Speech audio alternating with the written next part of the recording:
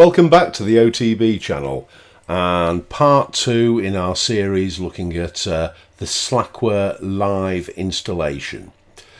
Last week we installed the system, we set up sudo capabilities, and we also created a normal user. This week I'm going to look at the inbuilt package tools within Slackware, how to set up a multi-lib system, and how to install packages with the help of a great little plugin called Slackpkg. I was initially going to create a video that looked at all of those things, but added on to it how to use Flatpaks in Slackware and how to use the slackbuilds.org repository, but I've decided to split it into a number of videos just to keep it short and to the point. Let's go. Let's have a look at what we do next once the installation is complete. So you can see my installed Slackware system in front of you. Last week all I did was the installation. I added a user OTB and I added the capability of being able to use sudo. Over the course of the last week I've updated the system.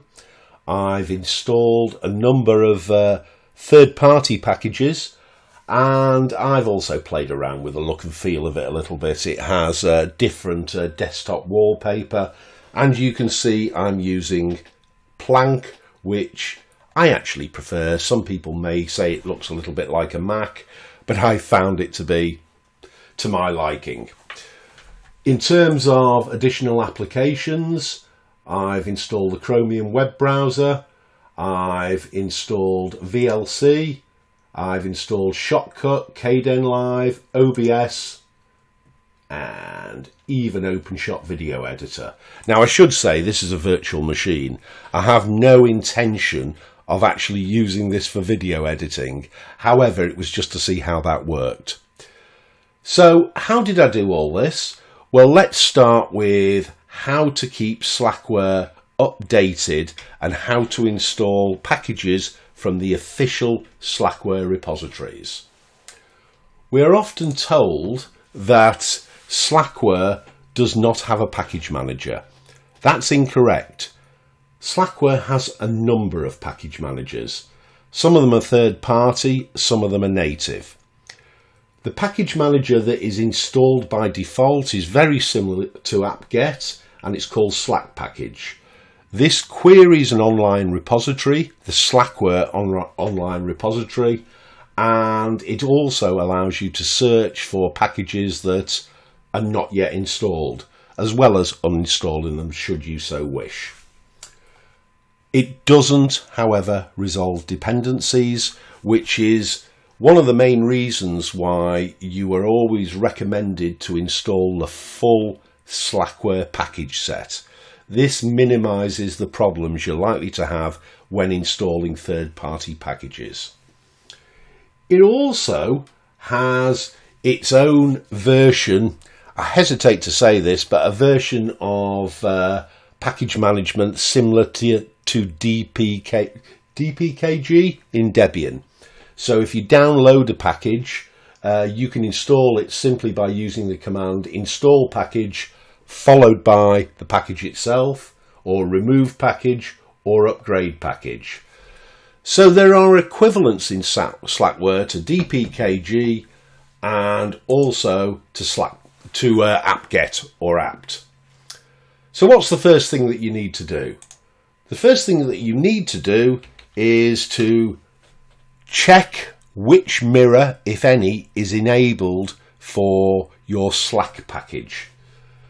The first thing I do then is I would move to root,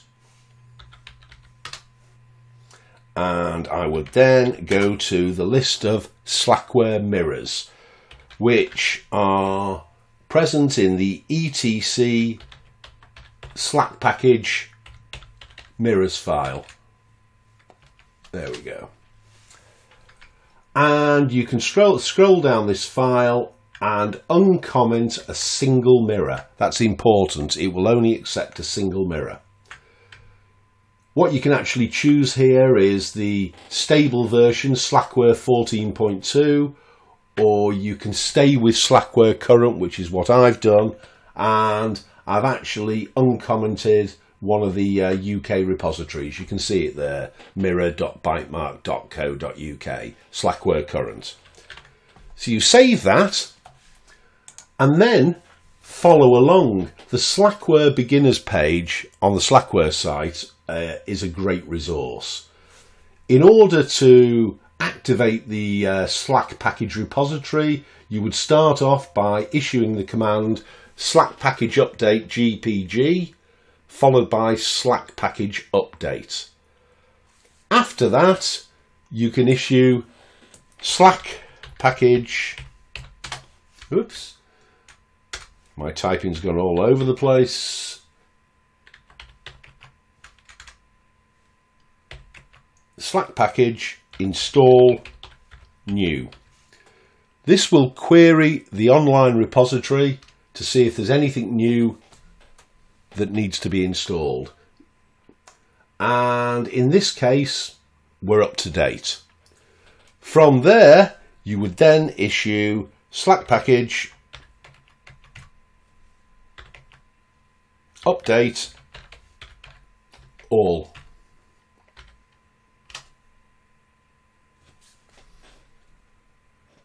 And I've obviously done something wrong there, so let me just have a look. Upgrade all. I do beg your pardon. Upgrade all.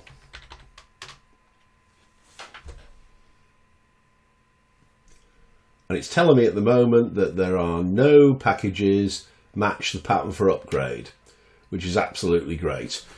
If, however, as it says, I haven't actually upgraded the package list for more than 24 hours, let me issue Slackpkg update and let it update the packages from the mirror. This may take a little time as it goes out onto the internet and has a look at the main Slackware repository and pulls down any updates that there have been, which it's now done. So let's now type Slackpkg upgrade all, and it's given me a list of all the packages that are available for me to update. I'm not going to do this now. I did it during the course of the week. Current has quite a few upgrades constantly, and it can take a little time. Okay, so that's the basics. The other Slackpkg option that you perhaps need to look at is Clean System. What Clean System will actually do is it will look at any additional packages that you've installed that are not part of the official Slackware repositories and offer to remove them for you. In this case, all of my packages would appear to be official, which is absolutely great. So, number 2, we've pointed our mirror at Slackware, at the Slackware repos. We've done an update. The system is now upgraded. What happens if we want to install third-party packages? Well, this is where it gets interesting. Slackpkg will not help you out with third-party packages, but there is a plugin out there called Slackpkg Plus. So let's have a look at that. One of the main criticisms of Slackpkg is it only allows you to install packages from the official repos. It doesn't give you a way to manage third-party repositories. In recent times, however, there is a plugin that's been developed called Slackpkg Plus. This will allow you to manage third-party repositories, and more than that, it's not a separate package as such. It's a plugin for Slackpkg itself. So you can still use the official Slackware package management tools, Slackpkg, but it extends its capability. Now you can see in front of you I have the Slackpkg Plus page up in my web browser, and it's simply a case, if you want to install it, you download it and then issue install package. The Slackware Live system though comes with Slackpkg Plus already installed. So let me show you the configuration file. Again, I'm going to issue nano etc Slackpkg, but rather than going into the mirrors file which I opened before, I'm now going to go to the Slackpkg Plus configuration file, which is already there. And what you'll see in front of you, let me just make this a little bit bigger, is a number of different entries. First of all, you'll see I've got multi-lib in my package priority. Slackware by default is 64-bit. You can, however, add multi-lib libraries so that you can install 32-bit packages as well. And you can see where it says packages priority, I've got multi-lib, restricted, Alien Bob, K-Town and Mate. And running down the mirror list, you can see that there are a number of additional repos added here. I've got the Slackpkg Plus repo itself so that it can update itself. I've got Alien Bob's restricted repository, his standard repository, and I've also got the MSB repository, which is the Mate Slack builds repository. What that means is, even though I've got a non-standard installation of Slackware with the Mate desktop installed, I can use the standard Slackware tool, Slackpkg, to manage updates to Mate. You'll also see there that I've got Alien's KDE repo there, K-Town as well. I'm not running KDE on this system, but it's useful to have that enabled just in case I install a package that depends on one of the KDE libraries. Okay, so to start off with, you can either add the multi-lib package yourself or repository yourself, completely up to yourself, or you can run a simple script, and let me show you how to do that now.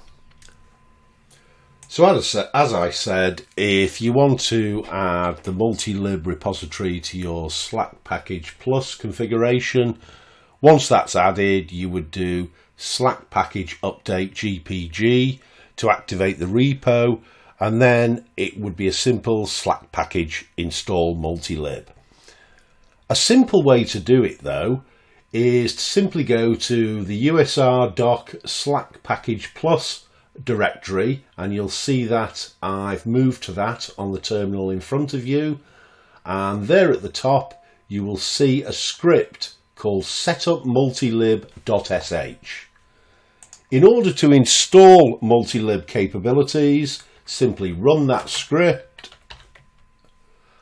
and it will not only go out and add all the packages necessary to create a multi-lib system, it will also add in the multi-lib repository to your slackpkgplus.conf, which then gives you the option to keep your multi-lib libraries up to date.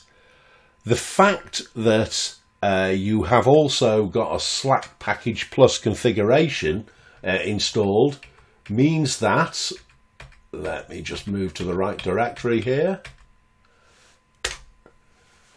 if you run Slackpkg clean all, it will not attempt to remove, or clean system, Slackpkg clean system, it will not attempt to remove all of your multi-lib libraries. And the reason for that is because you'll see an entry here called package priority, and I've got multi-lib as the main priority. So Slackpkg, the basic tool, when I run clean system, will not attempt to overwrite Alien Bob's multi-lib libraries with the standard default libraries. Really useful. So having got everything up to date, we're now set to search and install packages. So having updated our system and having made sure that we've got multi-lib capabilities installed and we have a Slackpkg plus configuration file, we can now search and install packages using Slackpkg. So you'll see I've still got my terminal open, I'm logged in as root. Let's look at installing a package called Handbrake. So I issue the Slackpkg command before we go any further, and I want to do a search.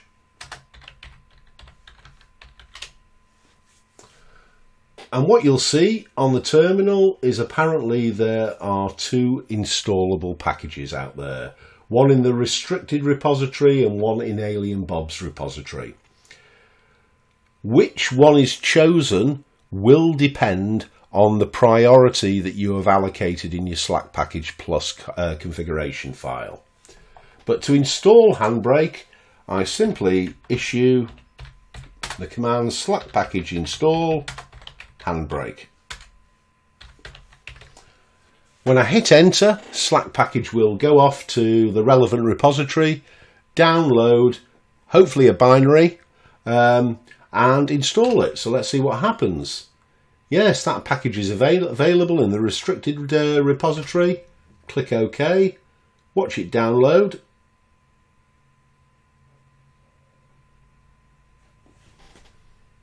And it's installing. And it's now installed. So if we go to our applications menu, we go to sound and video, there it is, Handbrake, job done. And it really is as simple as that.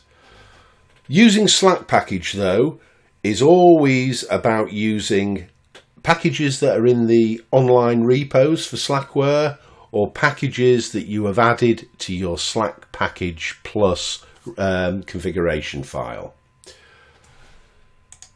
You will not always be able to install everything using Slackpkg and Slackpkg plus.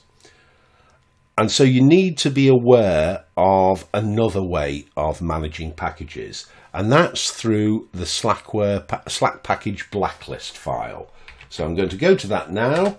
It's in your etc Slackpkg blacklist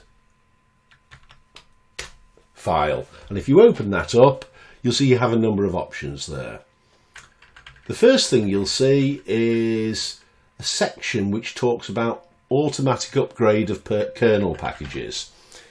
If you would prefer that kernels are not automatically upgraded every time you do a system upgrade, you can uncomment these sections. In fact, that's what I have on my stable version of Slackware. I like to choose for myself when the kernel is upgraded.